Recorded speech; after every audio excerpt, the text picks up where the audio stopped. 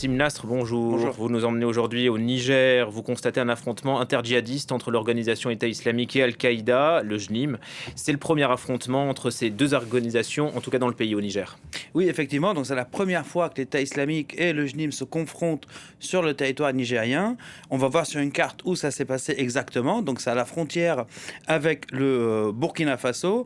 Donc c'est très parlant de par la géographie des lieux, mais aussi de l'intensité de l'attaque. On parle des dizaines de morts entre les deux groupes. L'État islamique revendique 35 morts. Il faut rappeler aussi que cette localité, Pet-el-Kolé, a été attaquée en avril 2022, donc il y a exactement 4 ans, par l'État islamique quand l'armée nigérienne était en poste là-bas. Donc c'est effectivement un premier affrontement en territoire nigérien où les deux groupes sont très actifs. On va voir des images donc, de l'État islamique Sahel qui datent d'il y a quelques semaines, qui démontrent en tout cas, qui font la démonstration que le groupe est présent sur 3 pays, Niger, Mali, Burkina Faso, et qu'il ne cesse de grignoter du territoire, ou du moins de s'imposer dans les territoires qu'il contrôle déjà. Donc c'est aussi ces affrontements à Pet-el-Kolé sont un rappel que les affrontements entre JNIM et État islamique n'ont jamais cessé, qui sont particulièrement intenses au Burkina Faso, mais aussi au Mali, comme en Oussaïda en janvier dernier. Et d'après sources propres, l'État islamique est en train de préparer une grande bataille, donc de par achat d'armement, munitions, etc.,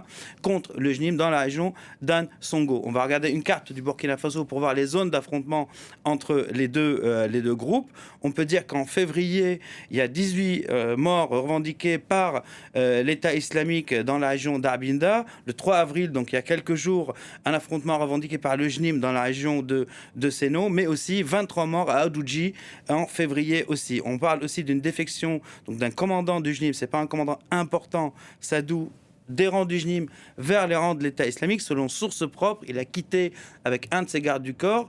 Information confirmée par d'autres sources qu'effectivement il n'y a pas eu une défection de masse. Selon le JNIM, ils disent pour des raisons personnelles, mais lui accuse le JNIM de ne pas appliquer la charia et d'avoir conclu une trêve avec le Bénin voisin.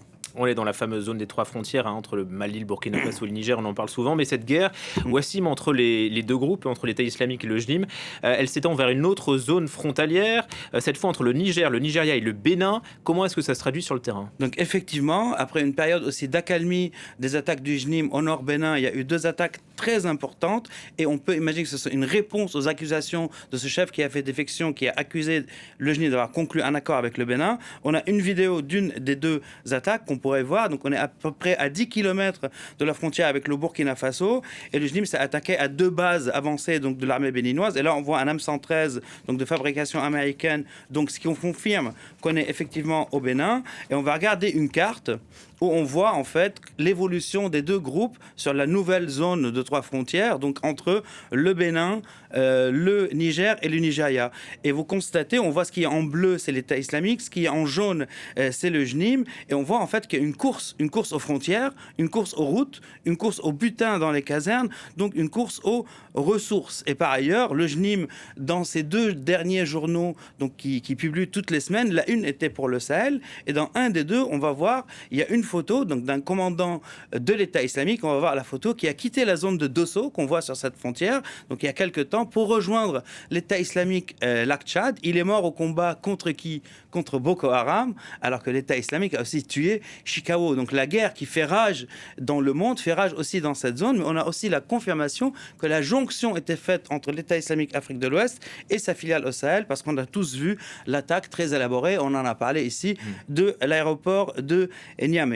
Donc, il faut imaginer aussi qu'ils se font la course, que la priorité pour l'un et pour l'autre, c'est l'autre, parce que c'est les seuls qui peuvent se cannibaliser entre eux. Leur priorité n'est pas les armées locales, mais cette guerre qu'ils se conduisent entre eux. On va voir une dernière vidéo donc d'une confrontation, donc en tout cas l'après une confrontation entre le JNIM et l'État islamique, où le JNIM a eu le dessus, ou au Nigeria, dans la région de Kebbi. Donc on voit même que de par cette attaque, le JNIM aussi confirme sa présence au Nigeria. Donc les 2 groupes évoluent, l'un contre l'autre dans cette région vaste, et ils ne sont pas du tout stoppés ni par les armées ni par les milices locales. Effectivement, merci beaucoup Wassim.